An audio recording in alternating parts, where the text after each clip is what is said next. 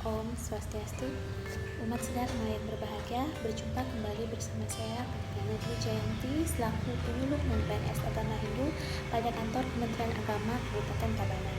Di video saya kali ini, saya kembali ingin memberikan dharma wacana singkat yang berjudul Etika dan Sembahyang.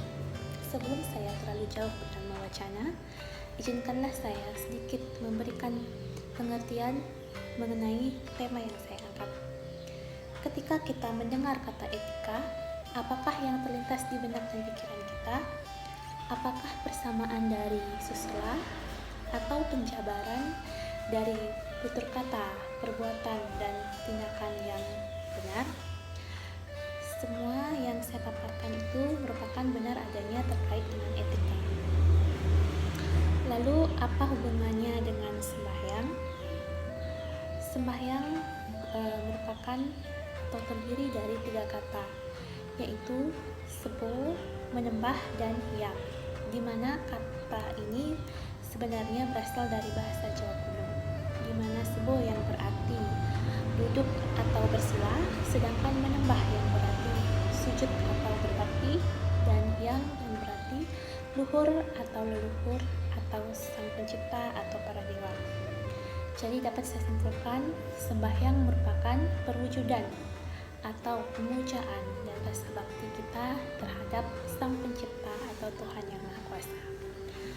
Lalu bagaimana atau apa hubungannya dengan tema yang saya angkat di atas, yaitu etika dan sembahyang.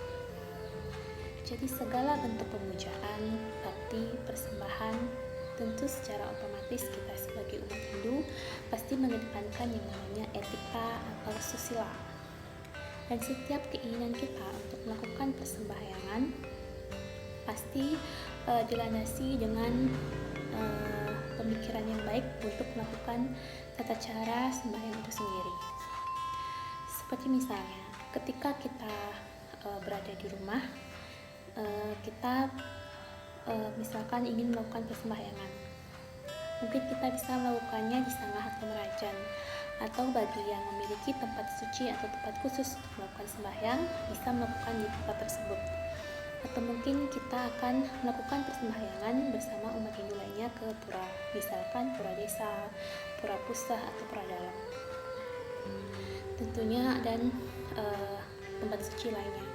Tentunya sebelum kita ke pura, pastinya kita akan memperhatikan etika penampilan kita, di mana mungkin umat yang laki memakai kamben atau jarit dan juga belangko, sedangkan yang perempuan memakai kamben atau jarit, kebaya, serta rambutnya tentu digulung.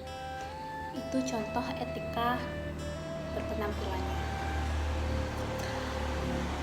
Dan umat sedharma yang berbahagia, mari kita coba jabarkan lebih luas mengenai etika dan sembahyang. Setiap kita akan melaksanakan upacara di pura, tentu kita pasti akan melaksanakan upacara tersebut dengan baik. Contohnya, kita akan melaksanakan upacara puja wali atau piodalan. Tentu kita sebagai umat Hindu akan melaksanakan serangkaian upacara tersebut dengan baik. Umat Hindu sangat memahami akan etika atau susila, sehingga segala bentuk pemujaan, bakti, syarat akan etika atau susila. Misalnya lagi, ketika kita melakukan upacara dewayatnya, tentu terlebih dahulu pasti kita akan melaksanakan upacara berdayatnya. Etikanya, ketika dewa atau yang di atas diaturkan persembahan atau sesaji, tentunya yang di bawah atau buta terlebih dahulu diaturkan persembahan atau sesaji untuk agar terciptanya keselarasan dan keharmonisan itu sendiri.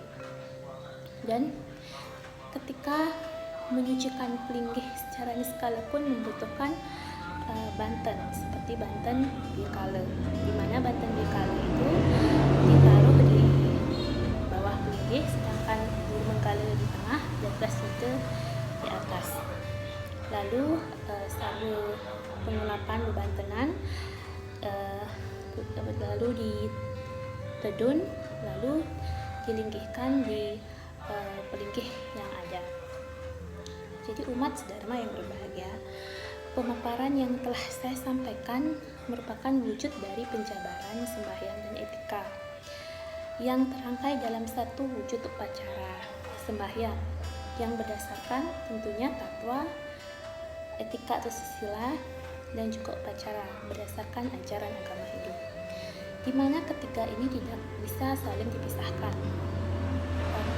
Kita tidak bisa mengedepankan atau mengenampakan etika atau susila saja, agar terciptanya dan atau agar tentunya juga berlandaskan oleh tatwa yang jelas dan juga baik, agar terciptanya upacara yang baik dan juga utama. Tentunya ketiganya ini menjadi kesatuan untuk mewujudkan dan menggambarkan keagungan alam sebagai wujud sastra tan aksara atau sastra yang tidak tertulis tetapi terwujud menjadi sesaji atau persembahan diiringi mantra dan diaturkan dengan asap dupa yang mengepul menembus elemen keseluruhan elemen alam dalam wujud bakti dan rasa terima kasih kepada alam sebagai sumber hidup. Baik, sekian mungkin dharma wacana singkat saya mengenai etika dan sembahyang. Mudah-mudahan apa yang saya sampaikan di video kali ini bisa bermanfaat bagi kita semua. Akhir kata saya ucapkan Salam Santi, Om Santi Santi Santi Om.